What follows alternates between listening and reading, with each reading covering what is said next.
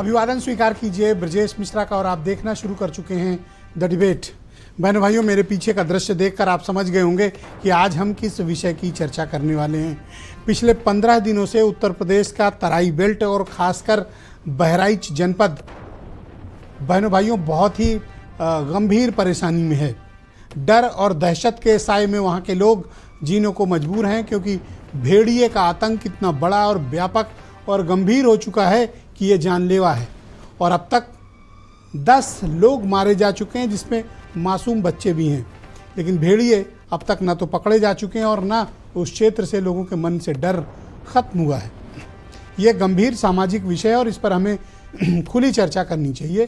आज इसी विषय पर बात करने वाले हैं कि आखिर बहराइच में भेड़िया पकड़ा क्यों नहीं जा रहा? क्या वन विभाग की नाकामी है, या फिर हमारे पास स्पेशलाइज्ड ट्रेंड फॉरेस्ट फोर्सेस नहीं है? और क्या हम इस तरह के आपदा की स्थिति में और ख़ास तौर पर वन्य क्षेत्र में होने वाली समस्याओं से निपटने के लिए तैयार नहीं हैं? तो ये किस बात की समीक्षाएं और किस बात के निर्देश आदेश रोज जारी होते हैं कि एक सामान्य सी समस्या को इतना विकराल रूप धारण करने दिया गया और आज ये भेड़िया लोगों की जान ले रहा है। चर्चा इसी विषय की। बहनों भाइयों, पिछले 15 दिनों में जो कुछ भी हालात बहराइच में हैं वो चिंताजनक हैं। आज हम लोगों ने निश्चय किया कि इस पर डिबेट करते हैं और बात करते हैं। सरकार को भी जगाने की कोशिश करते हैं कि कुछ ठोस उपाय करने पड़ेंगे, वरना कोई कारण नहीं है कि पिछले 15 दिनों से हमारे प्रदेश के लाखों लोग डर और दहशत के साए में जी रहे हैं कि वहाँ पर भेड़िए का आतंक इतना बड़ा है। बहराइच के एक क्षेत्र में बहन भाइयों 10 लोग मारे जा चुके हैं। ये कोई सामान्य बात नहीं है, ये एक बहुत बड़ी बात है। जिनके घर के चिराग बुझे हैं, जिन्होंने अपने माता पिता को खोया है, जिन्होंने अपने घर के लोगों को खोया है, ये गंभीर बात है। मैं पिछले 15 दिनों से देख रहा हूँ कि अभी कार्रवाई चल रही है, तभी कार्रवाई चल रही है, पर end of the day result क्या है? नथिंग। क्यों नहीं उन अधिकारियों के खिलाफ कार्रवाई हो रही है या इसकी एक ठोस प्लानिंग बनाई जा रही है ताकि हम इस समस्या का निराकरण कर सकें? और ऐसी स्थिति का निर्माण हुआ क्यों? यह गंभीर बात है। और मैं हमेशा से मानता हूं कि वन्य क्षेत्र बहुत ही अत्यधिक संवेदनशील मामला है। ये कोई सामान्य मामला नहीं है और ये बहुत ही एक्सपर्टाइज की फील्ड है। और इसको उसी भी चुनौतीपूर्ण तरीके से सरकार को और फॉरेस्ट डिपार्टमेंट को निपटना भी चाहिए इन चुनौतियों से।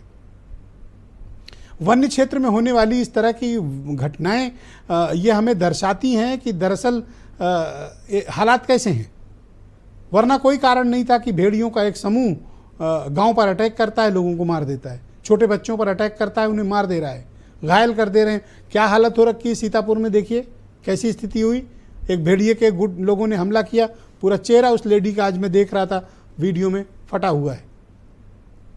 ऐसा नहीं कि इस वन विभाग में अच्छे अफसरों की कमी नहीं है, एक से बढ़कर एक एक्सपर्ट हैं इस क्षेत्र में।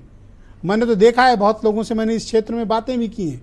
वन विभाग के पास उत्तर प्रदेश में शानदार अफसरों की टीम है, एक से एक काबिल और विशेषज्ञ हैं।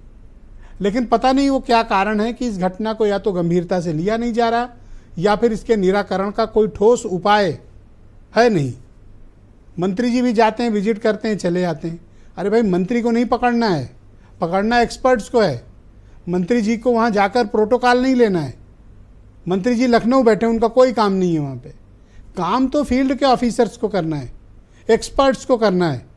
उन्हें ये काम दिया जाए जिन्होंने कभी भी इस तरह की चुनौतियों का सामना किया। मैं कहता हूँ ठीक है, हर राज्य के पास ज़रूरी नहीं कि इस तरह के उपाय हों और एक्सपर्ट हों।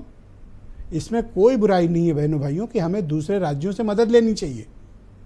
कर्नाटक के पास एक्सपर्टाइज है, तमिलनाडु के पास एक्सपर्टाइज है, उड़ीसा के पास एक्सपर्टाइज है, उत्तराखंड तक के पास भी एक्सपर्ट्स हैं। हमें उनकी मदद लेनी चाहिए, भारत सरकार से मदद लेनी चाहिए। इस मदद मांगने में कोई बुराई नहीं है। एक समस्या है, हमें मिलजुल कर समाधान देना है। अपने प्रदेश के नागरिकों के प्रति हमारी जिम्मेदारी है कि हम उन्हें सुरक्षित वातावरण दें। आज मुझे डिबेट के पहले सुशील दुबे, बहुत जाने माने पत्रकार हैं भी, आज डिबेट में हमें बता रहे थे कि गांव में बच्चे स्कूल नहीं जा रहे हैं।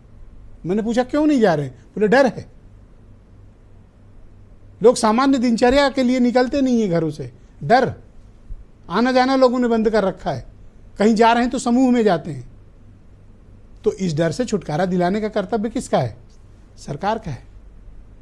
इसी कर्तव्यों की पूर्ति के लिए सरकार होती है, वरना कोई कारण नहीं कि मंत्री जी जाके वहाँ बैठें। अरे भाई, मंत्री जी का कोई काम नहीं है, वो कुछ भी नहीं कर सकते हैं वहाँ पे। उन्हें तो दूसरे राज्यों से संपर्क करके अपने समकक्ष के मंत्रियों से बात करके इसका समाधान देना है। उन्हें खुद जाकर वहाँ गोली नहीं चलानी है।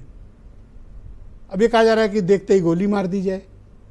अरे भाई, ये तो देखिए कि वन्य क्षेत्र में किस तरह के आपको विशेषज्ञों की ज़रूरत है। वो कोई अपराधी नहीं है कि आप कहीं घूम रहे थे, डकैती करके आए थे, आपने ठाई से मार दिया। और भेड़िए के बारे में एक प्रचलित बड़ी मान्यता सुन लीजिए। भेड़िया पूरे मानव सभ्यता से समझ लीजिए या पूरी प्रकृति में समझ लीजिए, इकलौती वाहिद ऐसी एनिमल रेस है जिसको आज तक इंसान गुलाम नहीं बना पाया। आपने सुना होगा कि लोग शेर पालते हैं, हाथी पालते हैं, चीता पालते हैं, पर आपने कभी नहीं सुना होगा कि किसी ने भेड़िया पाला। कोई नहीं पालता। बहनों भाइयों, भेड़ियों को गुलाम नहीं बनाया जा सकता। मैं उनकी कोई प्रशंसा नहीं कर रहा हूँ, पर उनकी फितरत का पता होना चाहिए। और बहनों भाइयों, ये बहुत ही रिवेंज लेने वाली एनिमल रेस है। अगर आपने कभी भी इनको नुकसान पहुंचाया है और कभी भी इनकी रेंज के भीतर आ गए तो आपके लिए बचना मुश्किल होगा। वो आप पर हमला ज़रूर करेंगे, भूलते नहीं हैं। इनकी मेमोरी बहुत तगड़ी होती है। और भेड़िया इकलौती ऐसी कम्युनिटी है जो समूह में चलते हैं और अपनी रेस का बदला लेते हैं। हो सकता है जाने अनजाने गांव के लोगों ने एक दो भेड़ियों को मार दिया हो, ये हो सकता है उसी का बदला हो। मैंने आज तक नहीं सुना कि कोई वन्य कर्मी, कोई भी फॉरेस्ट डिपार्टमेंट से जुड़े हुए लोग चाहे जिस का शिकार कर लें, लेकिन कभी फॉरेस्ट डिपार्टमेंट के लोग भेड़िए को नहीं मारते।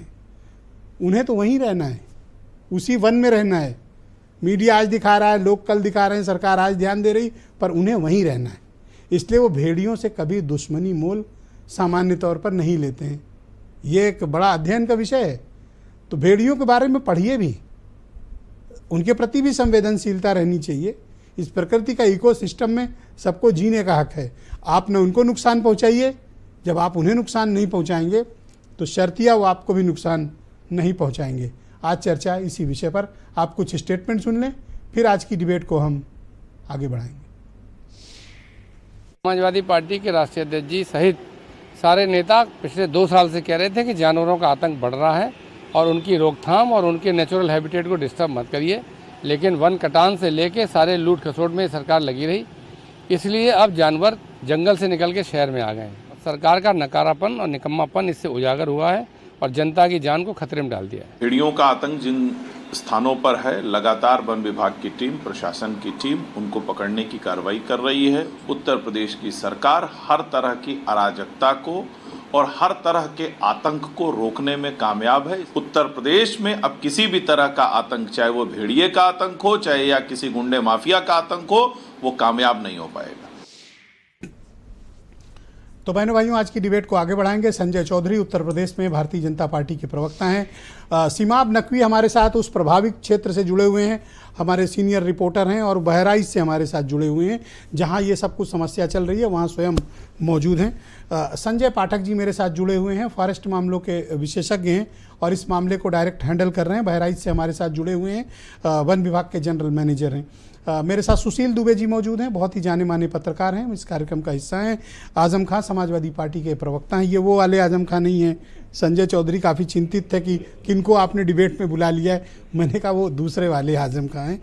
और थोड़ी देर में हमें इम्तियाज़ अहमद सिद्दीकी फॉर्मर डीएफओ हैं, मेरे साथ जुड़ेंगे, और वीरेंद्र सिंह जी हमारे स्टेट हेड। स्वागत और धन्यवाद संजय चौधरी जी। कार्यक्रम की शुरुआत आपसे, 15 दिन हो गए, अभी तक आपके पार्टी के नेतृत्व वाली सरकार लोगों को इस दहशत से मुक्ति नहीं दिला पाई है, क्यों? देखिए, आपने अपने इंट्रो में इसके बारे में भी बहुत बताया, वन्य जीव के नेचर के भी बारे में बताया और किस तरह से परिस्थितियां बदल रही हैं इसके बारे में भी जानकारी दी। और मुझे लगता है कि चूंकि आपने पहले ही कहा कि राजनीतिक रूप से मंत्री को नहीं जाना चाहिए, यानी कि यह राजनीतिक मामला भी नहीं है, ये प्रशासनिक स्तर पर लिया जाने वाला निर्णय है। वन्य जीव का मामला है, भेड़िए का मामला है, और इसे उसी संवेदनशीलता के साथ सरकार हल कर रही है देखिए, जिस प्रकार से आपने बातों को रखा, निश्चित रूप से वर्षा के काल में हमने देखा है कि उस इलाके से निकलने वाली सरयू नदी का पार्ट बहुत बड़ा हो जाता है। वन्य क्षेत्र में अगर क्षेत्र कम होगा तो वहां रहने वाले जानवर दूसरी तरफ जाते हैं, क्योंकि यही वो समय होता है जब वन्य जीव के जानवरों में लगभग 90% उनकी जो वंश वृद्धि का जो काल है वो यही कहलाता है। तो ऐसे समय में वो सुरक्षित स्थल की तरफ जाते हैं। ये पूरे भारत में ऐसी स्थिति हो रही है कि जनसंख्या के बढ़ाव के साथ वन्य क्षेत्रों का जो एरिया है वो कम हो रहा है। तो ऐसी स्थिति में इस प्रकार की स्थिति आई है, बाढ़ का प्रकोप बढ़ा है, उनका जो क्षेत्र है वो कम हुआ है। और कोई भी अगर एक भेड़िया, जैसा कि आपने बताया है कि ग्रुप्स में रहता है, एक भी ग्रुप अगर उस तरफ आ गया है तो निश्चित रूप से उसके कारण ये समस्या है। और उसमें एक और समस्या ये हुई कि उसमें से जो ग्रुप थे उसमें 3 पकड़ लिए गए हैं।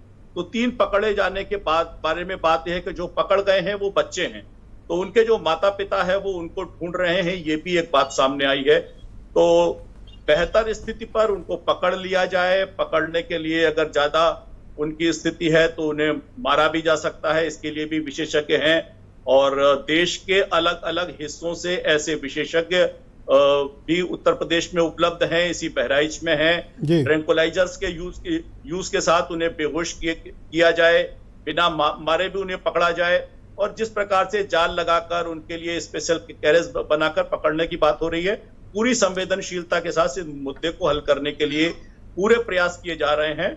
और समस्या गंभीर है, लेकिन सरकार पूरी गंभीरता के साथ इसके नियंत्रण के लिए उपाय कर रही है। शुक्रिया आपका। मैं सीधे आपको बहराइच लिए चलता हूं। सीमाब नकवी हमारे संवाददाता इस वक्त उस प्रभावित इलाके में स्वयं मौजूद हैं। सीमाब, सबसे पहले तो मैं आपसे ये कहूँगा कि अपनी भी सेफ्टी और सिक्योरिटी का आप अपनी टीम का ज़रूर ध्यान रखिएगा, क्योंकि आप जिस इलाके में हैं उस इलाके में हालात थोड़ा सा लोगों के लिए ठीक नहीं है। मैं आपसे जानना चाहता हूं कि किस तरह के इफ़र्ट चल रहे हैं और क्या कारण है कि अब तक भेड़ियों के इस समूह से निपटा नहीं जा सका है, और वहां के लोग अपनी तकलीफ़ों को आपसे किस तरह उन्होंने शेयर किया।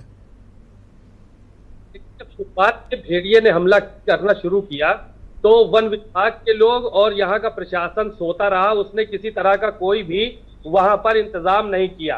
यहाँ तक कि वन मंत्री को भी नहीं मालूम था कि यहाँ पर मौतें हो गई हैं। वहाँ के पानी मंत्री ने उनको बताया कि वहां पर मौतें हो रही हैं, आप पता लगाइए। और उसके बाद फिर जब भारत समाचार यहाँ पर पहुंचा है और उससे तमाम बातें करना शुरू की है, यहाँ पर उठाना शुरू की, उसके दूसरे दिन फिर दोनों मंत्री यहाँ पर पहुंचे। गाँवों में लाइट की व्यवस्था नहीं थी। जहाँ जहाँ प्रभावित एरिया है, कम से कम वहां पर लाइट की व्यवस्था देनी चाहिए था, क्योंकि उजाले में भेड़िया कम आता है और अंधेरे में लोगों को ज्यादा अपना शिकार बनाता है। तो ये व्यवस्था जो है वो की नहीं गई थी। भारत समाचार ने जब इन मुद्दों को उठाया तो उसके दूसरे दिन से उन इलाकों में लाइटें आना। आप मुझे बताइए कि क्या फॉरेस्ट डिपार्टमेंट और यूपी सरकार ज्वाइंटली वहां पर कुछ ऐसे गंभीर प्रयास करते आपको दिख रही है ताकि इस समस्या से लोगों को निजात मिल सके? कोई इफर्ट चल रहे हैं या सिर्फ अभी वीडियो बनवाए जा रहे हैं?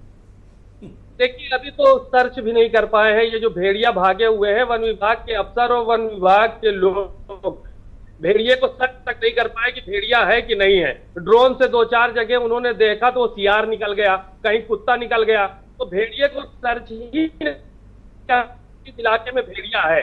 अगर वो सर्च करते तो शायद घेराबंदी करने में आसानी हो और उसको पकड़ने में आसानी हो, लेकिन अभी कोई सर्च उसको नहीं कर पाया है। खाली भाग दौड़ में कोई कमी नहीं है, ये बात मैं।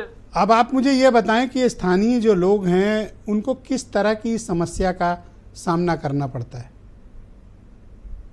देखिए, उनके घरों में दरवाजे नहीं है, बहुत आना। और सबसे बड़ी समस्या यहाँ तो मैंने देखी है, यहाँ पर आबादी भी बहुत ज्यादा। छोटे छोटे बच्चे, आप चले जाइए किसी गांव में तो छोटे छोटे बच्चे ढेरों आपको मिलेंगे। किसी व्यक्ति के 5 बच्चे हैं, किसी के 10 हैं, किसी के 8 हैं, किसी के 7 हैं। और जो वन क्षेत्र है वहां पर कब्जा भी धीरे धीरे होता है। बारिश का मौसम है, बांध भेड़िए जो है वो खत्म हो गई है तो वो इस तरफ लौट रहे हैं। तो ये सारी की सारी समस्याएं हैं। लाइट नहीं आ रही है, सड़कें नहीं है, तो जो है वो। धन्यवाद सीमाब जी, आपका शुक्रिया। और मैं फिर कहूँगा कि सेफ्टी सिक्योरिटी का ध्यान जरूर रखें और जहाँ भी जाएं फॉरेस्ट डिपार्टमेंट के लोगों के साथ ही ट्रेवल करें। आप तो ज़्यादा बेहतर होगा। आपका बहुत शुक्रिया मेरे साथ इस कार्यक्रम में जुड़ने के लिए और ग्राउंड जीरो से लाइव अपडेट देने के लिए आपका बहुत धन्यवाद। बहनों भाइयों, हमारे साथ इस मामले के एक एक्सपर्ट भी जुड़े हुए हैं। मेरे साथ संजय पाठक हैं, वो महाप्रबंधक हैं वन विभाग के और एक्सपर्ट भी हैं और वहाँ पर टीम को लीड भी कर रहे हैं जो इस घटना से निपट रही है। पाठक जी, आपका धन्यवाद हमारे साथ जुड़ने के लिए। सबसे पहले तो मैं आपसे ये जानना चाहता हूँ कि आखिर ये समस्या है क्या, और इस चुनौती से हम लोग अब तक 15 दिन के आसपास का वक्त हो गया, निपटने में क्या परेशानी आ रही है, और क्या आपने अदर एक्सपर्ट दूसरे राज्यों के भी विशेषज्ञों से कोई सलाह ली है, और चौथी बात ये कि भेड़िया इस तरह से कर क्यों रहे हैं, अचानक से हमले कैसे शुरू हुए? देखिए, आपको ये बताना चाहूँगा, बहुत सारी जो भ्रांतियाँ हैं वो मतलब जो न केवल आम लोगों के बीच में फैली हुई हैं, बल्कि जो हमारे मीडिया बंधु हैं उनके बीच में भी है। आवाज़ गूंज रही है। हाँ, मैं ठीक कराता हूँ, आप बोलते रहें प्लीज़, गो अहेड। तो मैं ये बताना चाहूँगा भेड़ियों को, हाँ, भेड़िया जो है एक सामाजिक, उनका जो सोशल स्ट्रक्चर है उसके बारे में आपने चर्चा की, और मैं आपको एक प्योर जो है जंगल का जीव नहीं होके आज नहीं, ये मतलब जो है बड़े मतलब जो है आदिकाल से ही जो इसका जो मोस्ट इवॉल्व प्रजातियों में यदि इसको शुमार किया जाए तो मतलब जो है कहीं अतिशयोक्ति की बात नहीं होगी जी। ये प्रजाति जो है ये इसका सामाजिक स्ट्रक्चर भी बहुत ही अच्छा होता है, और कम्युनिकेशन स्किल्स और जो इनके सूंघने की शक्ति और आदि ये सब भी जो है बहुत ही बेहतर होती है। ये आमतौर पे आदमी के हैबिटेशन के आसपास रहते रहे हैं। आपने देखा होगा, ये कहानियाँ भी सुनी होंगी बहुत पहले, भेड़ और भेड़िए जो है आसपास ही रहते थे और ज़्यादातर जो है भेड़ों का शिकार करते थे भेड़िए जी। तो इनका एक जो है जो इकोलॉजी में बहुत बड़ा इंपॉर्टेंट रोल है कि जो इनको की स्टोन स्पीसीज़ के तौर पे माना गया है। और आमतौर पे देखेंगे जहाँ आपका नदी का किनारा है वैसे इलाकों में ही ये पाए जाते रहे हैं।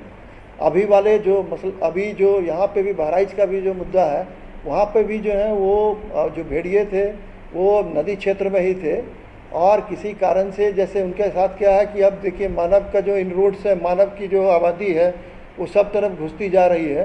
तो उससे क्या है कि जो पहले बिल्कुल ही सेक्लूडेड जगह होती थी, आज की डेट में ऐसी स्थिति नहीं है। जो एकांत जगह होती थी वहाँ पे भी जो है सब तरफ जो है मानव के जो पद चिन्ह हैं आपको मिल जाएंगे। जो गाड़ियाँ हैं वो आज मतलब जो है काफ़ी इंटीरियर में भी जा रही हैं, तो कहीं ना कहीं उनका हैबिटेट डिस्टर्ब हुआ है, उनका हैबिटेट क्या क्षय भी हुआ है। और अभी जो हालिया ये समस्या उत्पन्न हुई है, इसमें जो बाढ़ वगैरह की समस्या है इसका भी कहीं ना कहीं इसकी भूमिका रही है।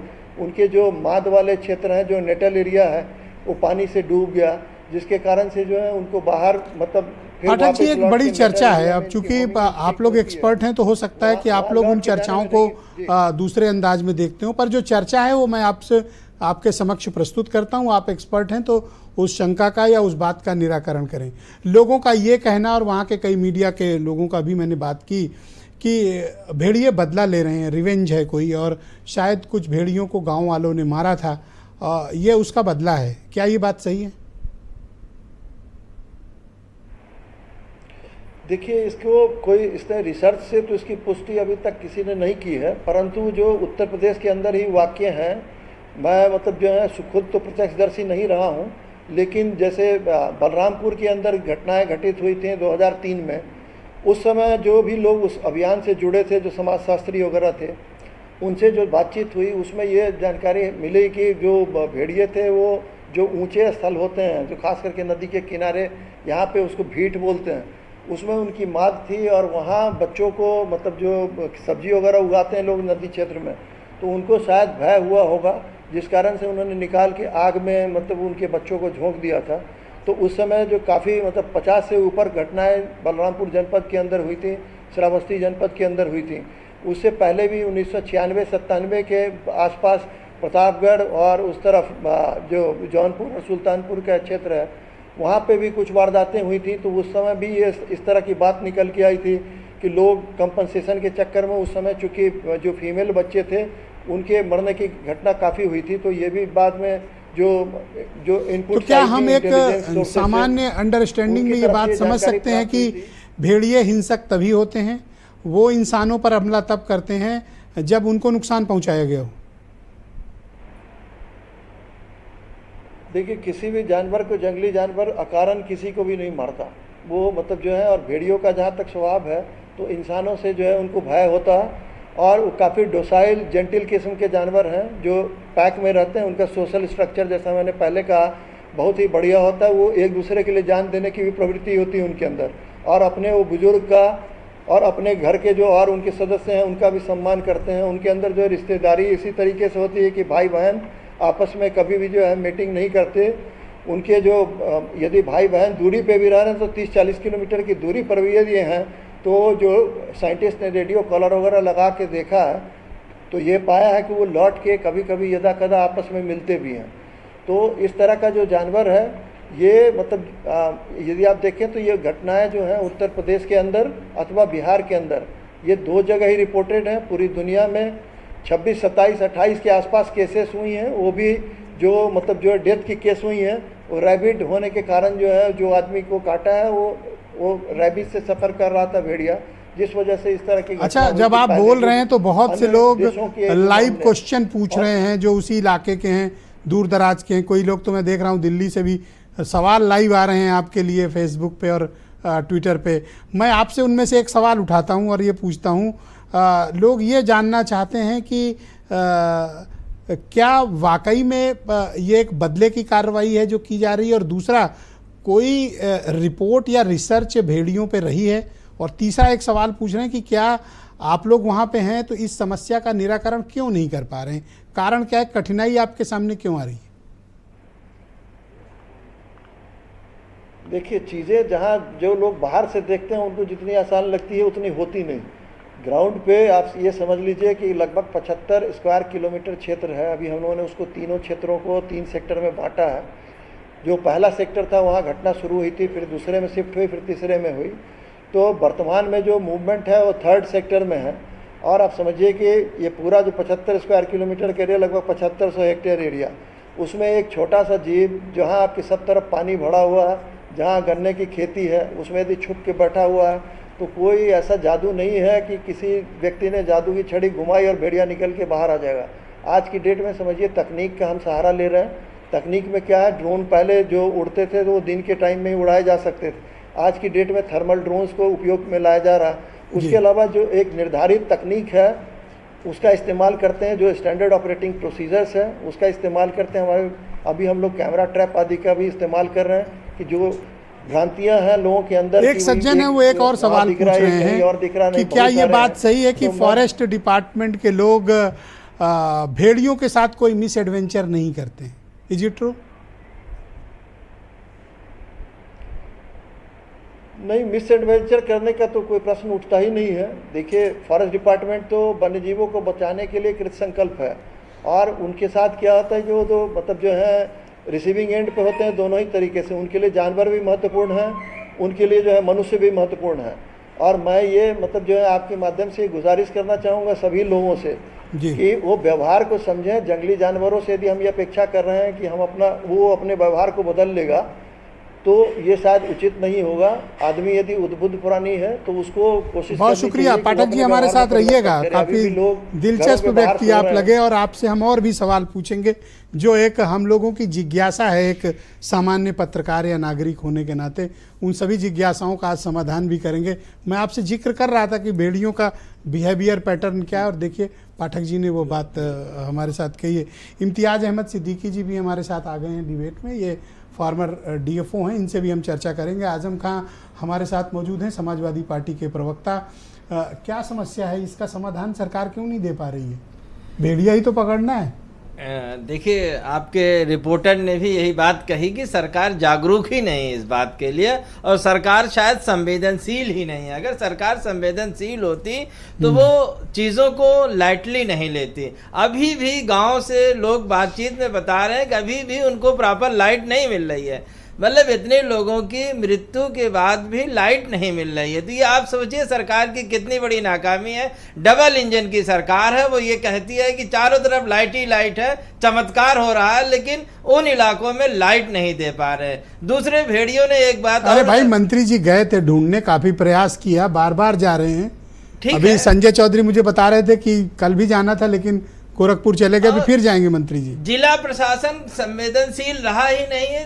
वन विभाग वालों की कोशिश जो थी वो तो लोगों ने किया, लेकिन उनके पास शायद उतने रिसोर्सेज नहीं है जितना कि जब तक डिस्ट्रिक्ट एडमिनिस्ट्रेशन उनको रिसोर्सेज प्रोवाइड नहीं कराएगा तब तक उनका मामला पूरा बनता नहीं दिखेगा। और डिस्ट्रिक्ट प्रशासन इसमें नहीं, पाठक जी कहते रहे, देखो भी पाठक जी ने कहा ना, आसान काम थोड़ी है, 75 स्क्वायर किलोमीटर का एरिया है कि वन विभाग के पास रिसोर्सेज की प्रॉब्लम है। जब तक डिस्ट्रिक्ट एडमिनिस्ट्रेशन इस रिसोर्सेज को देगा तब जाके वो कर सकते थे। दूसरे भेड़ियों ने एक बात और साबित कर दिया कि जो डबल इंजन की सरकार है उसने इतना सारा घर बनवाया लेकिन उन लोगों को घर नहीं दे सका जो भेड़िए के गिरफ्त में है बेचारे। वहां इतनी गरीबी है, लोगों के घरों में दरवाजा नहीं है, लोगों के पास घर नहीं है, लोग झोपड़ियों में सोने के लिए मजबूर हैं। धन्यवाद आजम भाई, शुक्रिया आपका। इसका मतलब है कि विकास वहां तक पहुंचा नहीं। बहुत शुक्रिया। मेरे साथ सुशील दुबे मौजूद हैं, बहुत ही जाने माने पत्रकार हैं।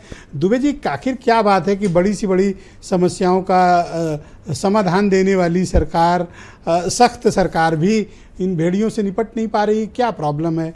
कुछ इच्छा शक्ति की कमी है, रिसोर्सेज की कमी है, या फिर अभी और ज़्यादा एक्सपर्ट्स चाहिए होंगे ताकि इस समस्या को टैकल किया जा सके? मीडिया मास्टर ब्रजेश जी, पहले तो शुरू में आपने जो कहा था कि वन विभाग प्रिपेयर नहीं है, तैयार नहीं है, सबसे बड़ी बात आपने कह दी, बिल्कुल तैयार नहीं है। इतना बड़ा वन विभाग, इतना बड़े बड़े अधिकारी, इतने बड़े बड़े सब तमाम भोकाल रुतबे, और वो स्थिति है कि वो ये नहीं बता पा रही कारण क्या है। हमारे आदरणीय पाठक जी ने और अभी हमारे और डीएफओ साहब आए हैं सब में, अभी 15 दिन में हम यही नहीं बता पाए कि कारण क्या है। क्या कटान कारण है, जंगल कारण है, उसमें गाड़ियाँ जा रही हैं वो कारण है, हाँ बदला कारण है। मतलब अगर बदला है तो उसको निकाल के लाए नहीं। एडवाइजरी अभी तक कहाँ जारी की है वन विभाग ने? कई लोग लिख रहे हैं ये जो लगा ही बड़ा डरा। वन विभाग की हम आ रहा हूँ मैं आपकी, जो वन विभाग की पहली बात तो एडवाइजरी आनी चाहिए थी कि ये रीजन है, ये रीजन है, ये रीजन है, या एक ये रीजन है। अलग अलग बातें वो बोल रहे हैं। एडवाइजरी सबसे पहले एडवाइजरी आनी चाहिए थी जी अगर ये है। और फिर किसान की दिमाग उसमें तो मुकद्दर में चाहे सांड हो और चाहे भेड़िया हो, चाहे सियार हो, चाहे लकड़बग्गा हो, उसको तो मरना ही है। आया है कि शौचालय नहीं है गांव में, कहीं पर आसपास के गांव में शौचालय नहीं है। 80 करोड़ शौचालय लोगों के घरों में, पता है वहाँ दरवाजे नहीं है। हम आए मेरे पास दरवाजे नहीं, अच्छा शौचालय नहीं है, चलिए दरवाजे नहीं तो हमने कुछ छप्पर झाग दिया, कुछ कर दिया। जाओगे तो खेत में ही, शौचालय नहीं तो खेत में ही तो जाओगे, यही तो है। अब दूसरी बात नरेश जी, सबसे बड़ी प्रॉब्लम ये है कि हमारे पास वो पुलिस वाले शूटर हैं नहीं जो टांग में गोली मार दें। काश हमारे पास वो शूटर होते जो भेड़िया की टांग में गोली मार देते। ये तो आप तंज कस रहे हो।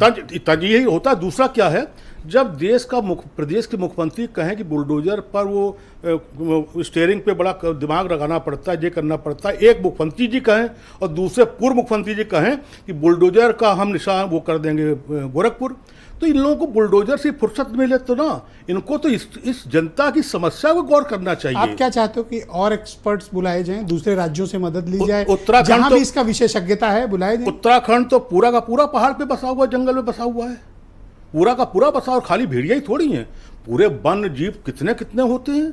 इस पे एक्सपर्ट अभी तक एक्सपर्ट्स आए क्यों नहीं? 15 दिन हो रहे हैं, हम खाली ड्रोन के ही सहारे रह रहे हैं। ये नहीं चलेगा। अब वो हम कब तक हम चलाएंगे? समीक्षा कर तो रही है गब्बर से इस समीक्षा का फिर 15-20 दिन और कर ले, अब 9 की जगह 17 हो जाएंगे। 2 बार मंत्री जी जा चुके हैं सर, इसमें मंत्री कोई रोल ही नहीं है। वो प्रोटोकॉल वो इतना कर लें कि उत्तराखंड से दक्षिण भारत की जो जंगल है, वहाँ के जो एक्सपर्ट हैं, जो असली जो पॉलिटिकल नहीं हैं, जो एक्सपर्ट हैं, उनसे कह दे भाई साहब आ जाओ, शताब्दी से ले लो, वंदे भारत से ले लो, जहाज से आ जाओ, बस भेड़िया को निपटा दो। वो नहीं होना है यहाँ पर। क्या है, अगर आप एक भेड़िया मारोगे तो जैसा अभी पाठक जी बता रहे थे ना, कम्युनिटी फीलिंग है, बदला लेने फिर आएंगे। देखिए बिल्कुल आपने बात पकड़ ली है, मैं वही बात अभी उनसे तो संधि का समय है, मुझे बिल्कुल आपने बात पकड़ ली है। जो पकड़ा है वो भी छोड़ दो, मैं तो कहता हूं। बिल्कुल बात पकड़ ली है। आप ही बताइए कि केवल सीतापुर में छोटी मोटी घटनाएं इधर हुई बहराइच में, लेकिन ये एक पर्टिकुलर गैंग, गिरोह या झुंड अगर हमला कर रहा है तो इसका मतलब कहीं रिवेंज है, कहीं भेड़िए कहीं से आहत हैं, वो वन्य जीव कहीं से आहत हैं, कहीं से उन लोगों ने या तो गाड़ी चढ़ा दी गई है उनके ऊपर, गांव से या जिसने भी जो गए हो फॉरेस्ट के लोग, या फॉरेस्ट के लोग मतलब जो घूमने जाते हैं वो करने जाते हैं, या गांव वालों ने कुछ उन ऐसा पर अटैक हुआ, उसी का अटैक बदला हुआ है, ये। वरना उसी एक पर्टिकुलर इलाके में आ रहे हैं और वो अपने फैमिली के सहित वो कर रहे हैं। इसका मतलब ये वो नहीं है साहब, वो नहीं कि हर अभी तो पाठक जी बता रहे 40 किलोमीटर दूर से वो सूंघने की क्षमता है, और वो तो उनका घर है, आपस में कम्युनिकेट कर जंगल तो उनका घर है, जंगल तो उनका घर है। 40 लोगों के लिए दुबे क्या जी मायने शुक्रिया। रखता है? मैं मेरे साथ इम्तियाज अहमद सिद्दीकी हैं, फार्मर डीएफओ हैं। धन्यवाद सिद्दीकी जी हमारे साथ जुड़ने के लिए। अभी हम पाठक जी से भी बात कर रहे थे, और आप भी अपने अनुभव हमें साझा करिए कि ये भेड़िया किस तरह का एनिमल होता है, इनकी प्रवृत्ति क्या होती है, क्या ये बहुत रिवेंज वाली कम्युनिटी है एनिमल की, और ये किस तरह से रहते हैं, और अचानक ये इंसानों पर हमले क्यों कर रहे हैं, इसके पीछे आप कारण क्या मानते हो? नमस्कार सभी लोगों को। देखिए, भेड़िया जो है, भेड़िया बहुत ही शर्मीला जानवर होता है। आम तौर पे भेड़िया लोगों को दिखाई नहीं पड़ता है जी, और इसका जो रहने की जगह होती है, ये नदी उदी के किनारे अपनी डेन बना के रहता है। अभी जो ये पूछ रहे थे भाई साहब कि जो है ये हमला क्यों कर रहा है, तो मैं एक संभावित कारण बता सकता हूँ जी प्लीज़। कि हमला करने का कारण ये होता है कि देखिए, ये हमला अभी ये सितंबर महीना चल रहा है, और इससे पहले अगस्त जुलाई मतलब बरसात चल ही रही है। बरसात का पानी नदी की बरसात के दिनों में नदी का पानी जो है बढ़ जाता है और उनके घर वगैरह नष्ट हो जाते हैं। और ऐसे में उनके भेड़िए अपने समूह में कुनबे में रहते हैं, झुंड बना के। अगर पानी की वजह से या किसी और वजह से उनका कोई बच्चा उच्चा मर जाता है तो बड़ा भेड़िया रिवेंजफुल हो जाता है। रिवेंजफुल हो जाता है तो गुस्से में वो हमला करने का प्रवृत्ति उसके अंदर जागती तो है। ये फैक्ट सही है कि भेड़िया एक बदला लेने वाली कम्युनिटी है? नहीं, बदले की बात नहीं है। रिवेंज, आपको आपने तो कहा ना, नहीं, रिवेंज लेता है, बदला लेता है। गुस्सा अच्छा, गुस्सा होता है। हाँ, गुस्सा होता है तो गुस्से में वो हमला करता है, गुस्से में हमला करता है वो। अच्छा, आम आदमी की इफ तरह समवन की अगर कोई गांव के लोग, ग्रामीण या किसान किसी भेड़िया को मार देते हैं, तो क्या उसकी कम्युनिटी के बाकी बदला लेने आएंगे? नहीं आते कतई मतलब मेरे विचार से तो ऐसा संभव नहीं है। ऐसी कोई दृष्टांत मेरे अपनी लाइफ में 36 साल जंगल में नौकरी बिताई हमने, ऐसा कभी वाकया सामने नहीं आया।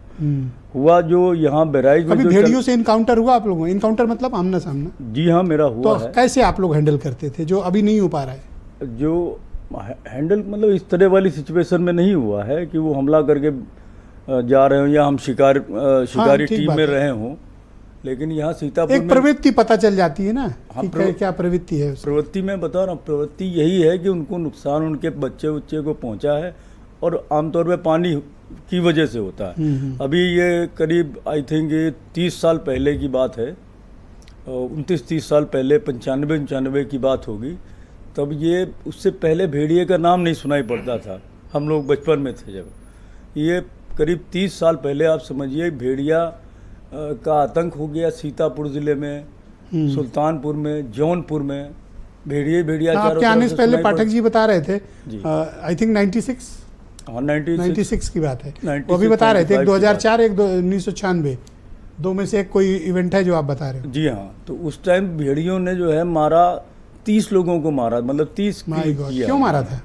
और उसके पीछे जो एक्सपर्ट्स लगाए गए, उनकी काफ़ी ट्रैकिंग की गई, तो यही पता चला कि इसके पीछे वजह यही है कि इनका कोई बच्चा वगैरह कोई इनका जो है किसी कैजुअलिटी का शिकार हो गया। और आमतौर पे ये बरसात के मौसम में एक सवाल और है, मार्च से लेके और अभी सितंबर अक्टूबर के बाद घटनाएं नहीं। एक सवाल और है। जी हाँ, अभी तो उनके 4 आपने पकड़ लिए हैं, 4 पकड़े हैं ना? 4 पकड़ लिए हैं, तो उनकी फैमिली भी तो ढूंढ रही होगी। नहीं, अब तो मैं फिर बता वो हमला नहीं करने आएंगे फिर से? नहीं, फ्रेश अटैक्स नहीं लॉन्च मैं करेंगे? जितना जानता हूँ उसके हिसाब से मैं बता रहा हूँ आपको कि देखिए, भेड़िया सारे भेड़िए हमला नहीं करते हैं।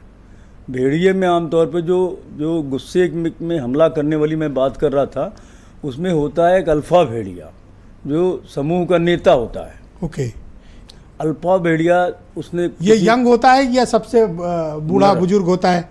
पाठक जी भी बता रहे थे नर होता है। नर होता है। जी हाँ। सबसे बुजुर्ग होता है या यंग एज होता है? सबसे ताकतवर होता है। ओके, वो अटैक लीड करता है? अटैक लीड करता है तो उस भेड़िए ने किसी को अगर मार के खा लिया तो मार के ये लोग ऐसा नहीं कि उसको हजम करते हैं, जाते हैं अपने झुंड के पास, बच्चों को खाना उगलते हैं।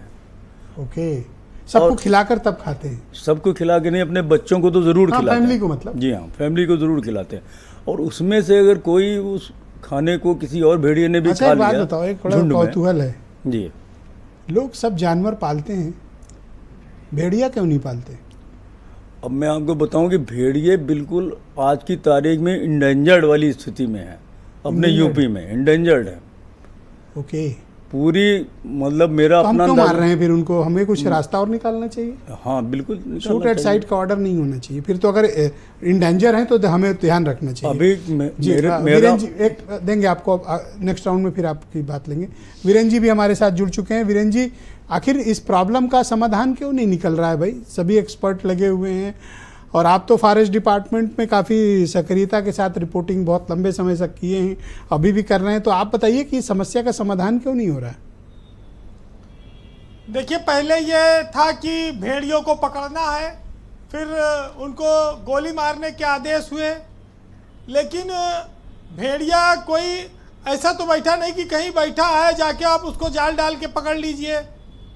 वो तो चलायमान जीव है, 1 घंटे में 2 घंटे में वो कितने किलोमीटर पार कर जाएगा। ये एक बड़ी समस्या आ रही है भेड़िए को पकड़ने में। लेकिन हम लोगों ने आदमखोर बाघ का आतंक देखा, कभी भेड़ियों का आतंक इस कदर नहीं देखा था जो इन दिनों देखने को मिल रहा है। इतना लंबा कभी ऐसा नहीं चला।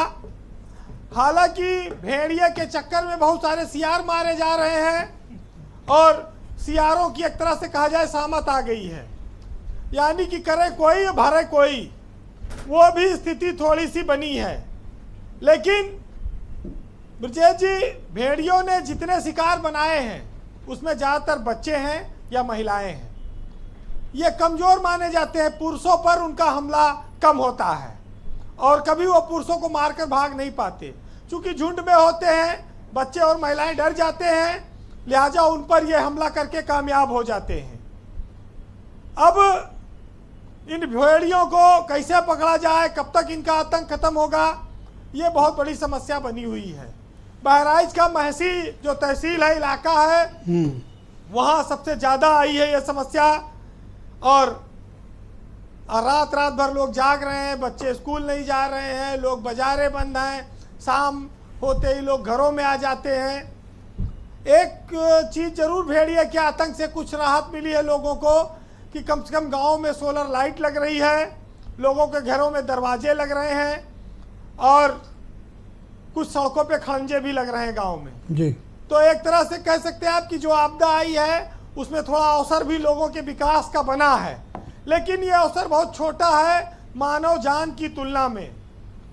अब समस्या ये आती है कि कई किलोमीटर में है सीतापुर, बहराइच, लखीमपुर, अंबेडकर नगर, फैजाबाद, बाराबंकी, कहाँ कहाँ तक काम्बिंग होगी। सर्च ऑपरेशन के बावजूद 3 या 4 भेड़िए पकड़े गए, बाकी 2 या 3 बचे हैं जिनकी तलाश चल रही है और वही शिकार कर रहे हैं। अब ये काम कब तक पूरा होगा ये कोई नहीं कह सकता, क्योंकि ये जंगली जानवर हैं और ये इतने खूंखार हैं, उनकी रोज खबरें आ ही रही, लोग देख रहे हैं। अब सबसे बड़ी बात यह है ब्रजेश जी कि जिस देश में आदमी रोज हजारों जानवरों को मारता है, उस देश में अगर जानवर कभी आदमी को मार देता है तो कितना हंगामा मचता है और कितनी बड़ी समस्या खड़ी होती है, ये आप इन हमलों से देखिए जी। एक गाना आया था कि जब जानवर कोई इंसान को मारे तो कहते हैं दुनिया में उसे बहसी सारे, लेकिन जब इंसान जानवर की जान लेता है तो बहुत सामान्य रूप में माना जाता है। तो आप कितना अंतर है जिसको हम वाइस वर्सा भी कह सकते हैं, लेकिन सोच के पीछे एक फर्क है। वैसे आदमखोर तो शेर और बाघ, चीता भी कहे गए हैं। ब्रजेश जी, जब जानवरों की बात आती है तो इंसान की तुलना हम 3 जानवरों से ज्यादा करते हैं, एक शेर, दूसरा कुत्ता, तीसरा भेड़िया। शेर एक विजेता है, एक ताकतवर इंसान है, उस रूप में उसको इंसान को बोला जाता है। कुत्ता तलवा चाटने वाला, गिड़गिड़ाने वाले व्यक्ति की से उसकी तुलना होती है, और भेड़िया जो चारित्रिक रूप से महिलाओं और बहन बेटियों की इज्जत लूटता हो। तो आप क्या कहना चाहते हो, भेड़ियों को बदनाम किया गया है? भेड़िया बदनाम इमेज है, खराब की गई लेकिन भेड़ियों की। जो भेड़िया असली है वो कोई उसमें चारित्रिक दोष नहीं है। हाँ हाँ, ले हमारे यहाँ जो इंसान रूपी भेड़िए हैं उनमें ये सब दोष है, और इसीलिए शायद उसको सबसे खूंखार, सबसे खराब माना गया। देखो दोनों एक्सपर्ट ने भेड़ियों कहा में- वो शर्मीले होते हैं, समूह में रहते हैं, परिवार का ध्यान रखते हैं, अपनी फैमिली के लिए बदला लेते हैं, लेकिन उनकी इमेज कितनी खराब रखी गई है। देखिए, इसलिए कहा गया है कि भूख किसी भी चीज की हो वो किसी भी इंसान को भेड़िया बना देती है, और जब भेड़िया भूखा होता है तो वो सबसे ज्यादा खतरनाक होता है। तो ये दोनों चीजें, इंसान और भेड़िए की तुलना की गई है, साहित्य में भी तमाम सारी जी चीजें हैं। कंक्लूड करें वीरेंद्र जी। लेकिन इस भेड़िया को पकड़ने में जितना बलिदान मानव का हो रहा है, इंसान का हो रहा है, उससे ज्यादा बलिदान बकरियां भी कर रही हैं।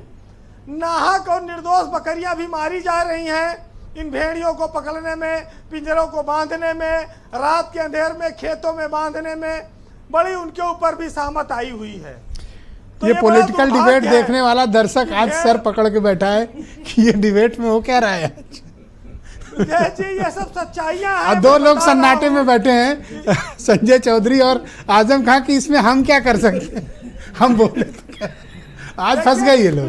भेड़िया तो देर सवेर पकड़ा जाएगा जी। वो एक जानवर है, लेकिन हमारे समाज में इंसान रूपी जो भेड़िए दरिंदे बैठे हैं, ये इन पर लगातार काम करना होगा। बहुत शानदार बात। वो तो प्रकृति है, थोड़े दिन में शांत हो जाएगी, लेकिन बहुत सारी चीज़ों पर चुनौतियां बरकरार हैं, उन पर हमको झेलना होगा। बहरहाल सुनिएगा कि भेड़ियों की भीड़ में आप भी तमाशा देखिए। एक कविता है छोटी सी, मैं उसको सुनाऊंगा जी। कि हाथ में पिस्तौल है फिर भी हताशा देखिए, और भेड़ियों की भीड़ में आप भी तमाशा देखिए। और सियासी चोले पहनकर लूटने निकले हैं वो, लोकतंत्र के चेहरे पर है कैसी निराशा देखिए। और यारों कैसा शहर है कि आदमी नहीं मिला, पैरों में छाले पड़ गए, कितना तलाशा देखिए। बहुत शुक्रिया वीरेंद्र जी, आपका बहुत बहुत धन्यवाद। ग्राउंड जीरो से अपने इनपुट, फीडबैक और एनिमल्स पे अपने ऑब्जर्वेशंस हम सब तक रखने के लिए आपका बहुत धन्यवाद। बहनों भाइयों, दूसरा चरण प्रारंभ करते हैं। बीजेपी के प्रवक्ता संजय चौधरी मेरे साथ मौजूद हैं। संजय जी, आप कोई टाइमलाइन क्यों नहीं देते हैं? 15 दिन का वक्त बीत गया और दूसरे राज्यों के एक्सपर्ट से आप लोग सलाह मशविरा वन विभाग क्यों नहीं कर रहा है, या यूपी सरकार क्यों नहीं कर रही है? भाई लोगों को तो इस दहशत से मुक्ति चाहिए ना, आप किस बात का इंतजार कर रहे हैं? नहीं, निश्चित रूप से इसमें इंतजार नहीं कर रहे। केंद्र से भी जो इसके एक्सपर्ट हैं वो भी उत्तर प्रदेश आ गए हैं, और जो स्टूडेंट साइट की जो बात है उसके लिए भी निशानेबाज उत्तर प्रदेश में आ चुके हैं। तो ऐसा नहीं है कि उत्तर प्रदेश की सरकार इस पर गंभीरता से काम नहीं कर रही। देखिए, दो तथ्य मैं जानकारी करा दूं। सीमा भाई ने एक बात कही थी कि वन विभाग कुछ नहीं कर रहा है, केवल भागदौड़ कर रहा है। अगर केवल भागदौड़ कर रहा है और कुछ नहीं कर रहा है, और 6 में से 4 अगर भेड़िए पकड़ गए हैं, तो ये बताता है कि सीमाप जी जमीन पर जिस तरह से रिपोर्ट कर रहे हैं वो रिपोर्ट कंट्राडिक्टरी है। दूसरी, आजम खान साहब ने एक बात कही थी कि लाइट नहीं आ रही है। देखिए, बारिश होते ही, थोड़ी सी भी बारिश होती है तो लाइट कट की जाती है। वहां बाढ़ की स्थिति बड़ी है, निश्चित रूप से इसलिए वहां की लाइट को कट किया गया है ताकि जनहानि ना हो, और उसके लिए अल्टरनेट अरेंजमेंट किए जा रहे हैं। ये वीरेंद्र भाई की रिपोर्ट से स्पष्ट है कि कैसे सोलर की लाइट लगे, जो कहीं अगर साधन कम है उन साधनों को भी लगाया जाए। तो मैं पॉलिटिकली इस चीज के लिए इन तथ्यों के आधार पर ये निश्चित रूप से आप बताना टाइमलाइन चाहूंगा दे सकते हैं कि कब तक ये सिचुएशन हैंडल हो जाएगी? नहीं, टाइमलाइन तो मुझको लगता है कि ब्रजेश भाई नहीं दी जा सकती। अगर आप भी अगर ग्राउंड पर होंगे तो ये टाइमलाइन, मुझे लगता है कि इसके लिए तो वन्य जीव के जो विशेषज्ञ हैं वो बेहतर जवाब दे पाएंगे। टाइमलाइन आपके प्रयासों में तो कोई कमी नहीं है, कोई इफ एंड बट तो नहीं है, आपकी इच्छा शक्ति में तो कोई कमी नहीं है? प्रयासों में कोई कमी नहीं है, और जल्दी से जल्दी मुझे लगता है कि इसमें सफलता मिलेगी। इसमें कोई शक नहीं है कि सरकार पूरी गंभीरता के साथ जमीन पर काम कर रही है, और निश्चित रूप से जो इसके विशेषज्ञ हैं वो इसकी सफलता बहुत जल्दी ही सुनिश्चित है। जी, बताइए भाई, वो तो कह रहे हैं हम तो पूरी दम से लगे हुए हैं। आजम खां जी, क्यों आपको तो डाउट है उनके ऊपर? अब कम से कम इसके लिए तो उन्हें कसूरवार नहीं ठहराया जा सकता। ब्रजेश जी, मैंने आपसे कि वो कहा जिम्मेदारी कि पॉलिटिकल रीजनिंग तो नहीं हो सकती। नहीं, पॉलिटिकल रीजनिंग, हाँ, हैंडलिंग की इशू हो सकता है। ब्रजेश जी, मैंने आपको कहा कि जो मीडिया की ग्राउंड रिपोर्ट्स है उन्हीं की चर्चा कर रहे हैं। इनके जो एक हैं वन विभाग अधिकारी, कोई अजय प्रताप सिंह जी हैं, उन्होंने खुद कहा कि इलाके में इतनी गरीबी है, घर में दरवाजे नहीं हैं, ये सब भी इश्यूज हैं। मतलब उनका कहना है कि ऐसा नहीं है, अगर आदमी के पास घर में दरवाजा होगा, दरवाजा बंद करके रहेगा ना सर ब्रजेश जी, ऐसा तो है नहीं, फिर भी वो खुला सोएगा। तो ये तमाम इश्यूज हैं। इसका मतलब सरकार जो कहती है, दावा करती है कि हमने बिल्कुल अंतिम पायदान पे विकास पहुंचा दिया, अंतिम पायदान पे चीजें पहुंचा दी, शौचालय तक नहीं है, जो कि इनकी फ्लेक्सिब स्कीम है। आप इनको अकाउंटेबल मानते हैं कि ये जिम्मेदार हैं? बिल्कुल अकाउंटेबल है। ये इसलिए है कि चूंकि इनकी जिम्मेदारी थी, इसीलिए हम लोग बार बार क्यों कहते हैं आर्थिक सर्वे और जातीय जनगणना की चर्चा भी इसीलिए करते हैं। आज भेड़ियों पर भी आप सुनिए, इसीलिए छोड़िए नहीं, इसीलिए कहते हैं। धन्यवाद। हम लोग पॉलिटिकल बात किसी और दिन करेंगे।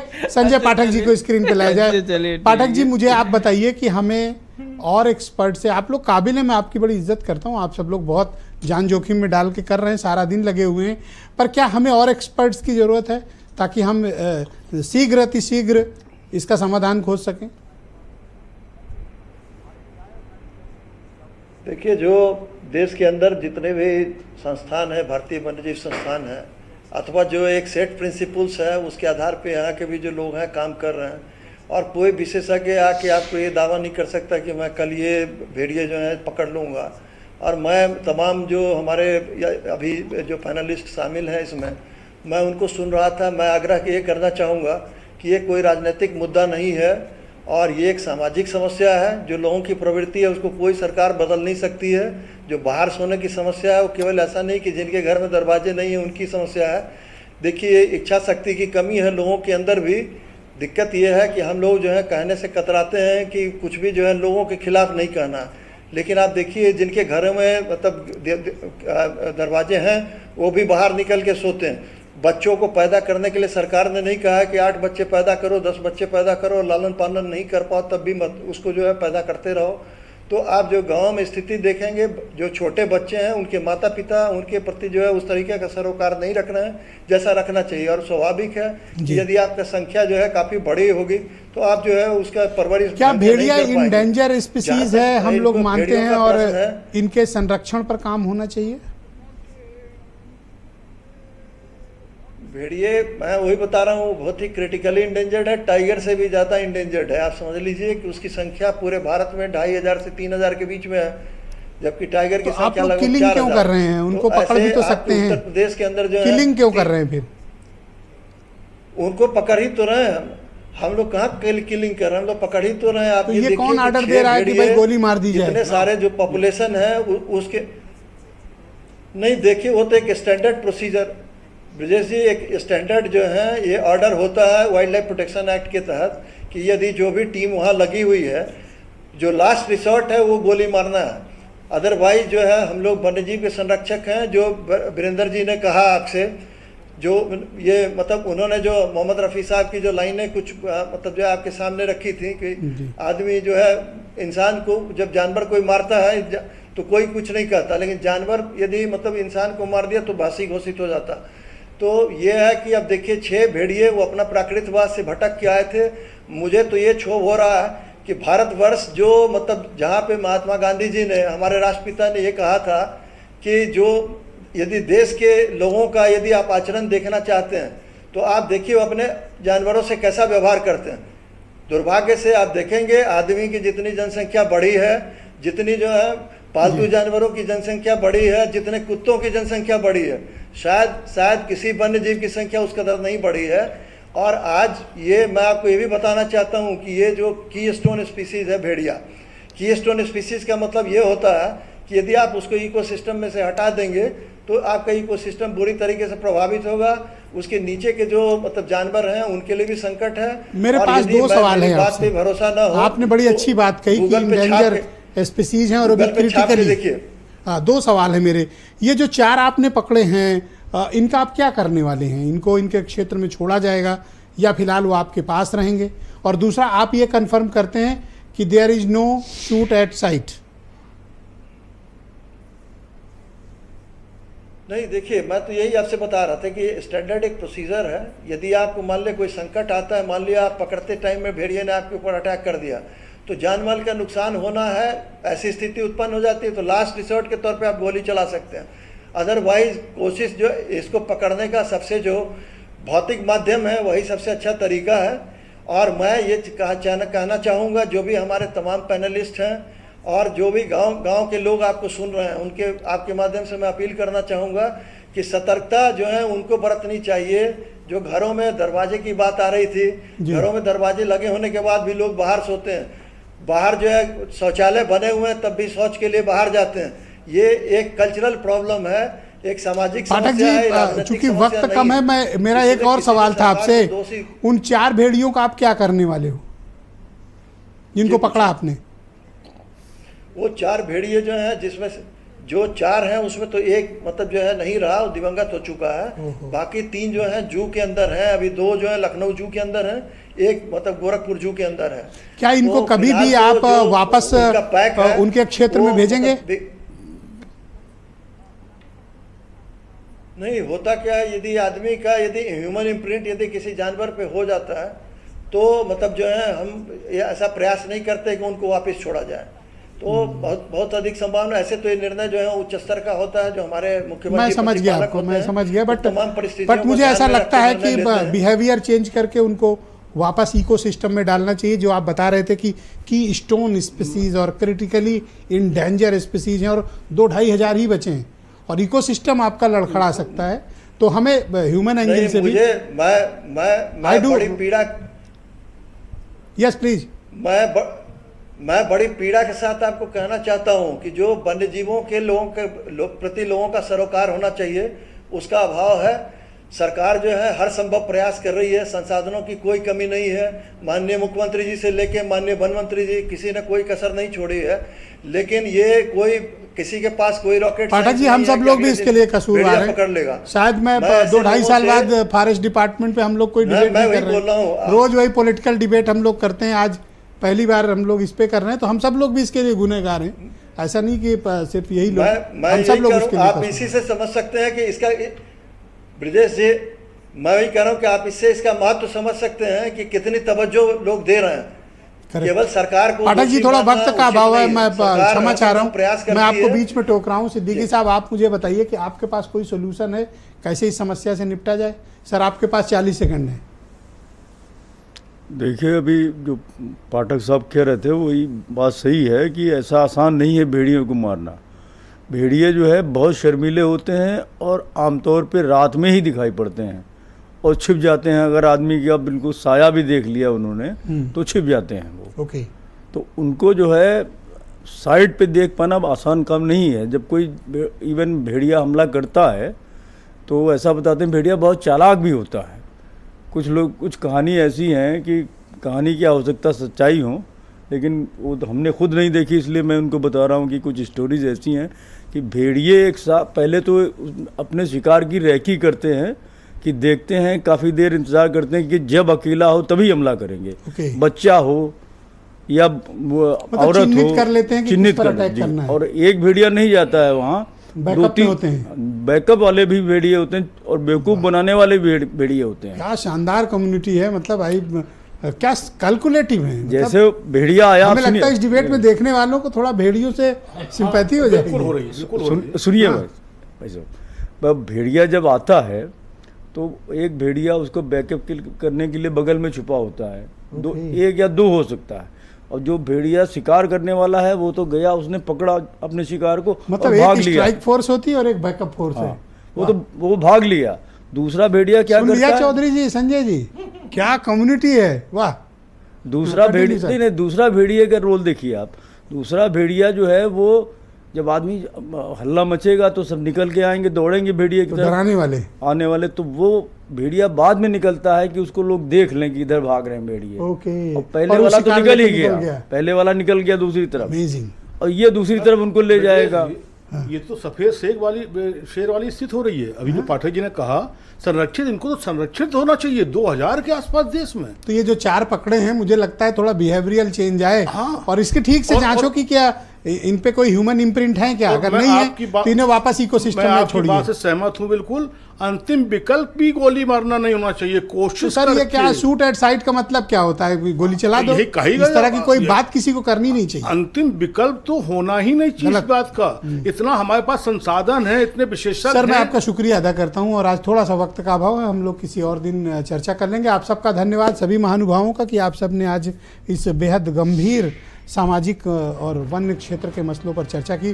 बहन भाइयों आपका भी धन्यवाद। मैं आपसे निवेदन करूंगा कि वन्य क्षेत्र के मामलों में हम सबको बेहद संवेदनशीलता और जिम्मेदारी का परिचय देने की आवश्यकता है, क्योंकि जैसा अभी एक्सपर्ट्स भी हमें बता रहे थे कि अगर हमने अति करना बंद नहीं किया, संपूर्ण जो आपका इकोसिस्टम है वो बहुत बुरी तरह लड़खड़ा सकता है या प्रभावित हो सकता है।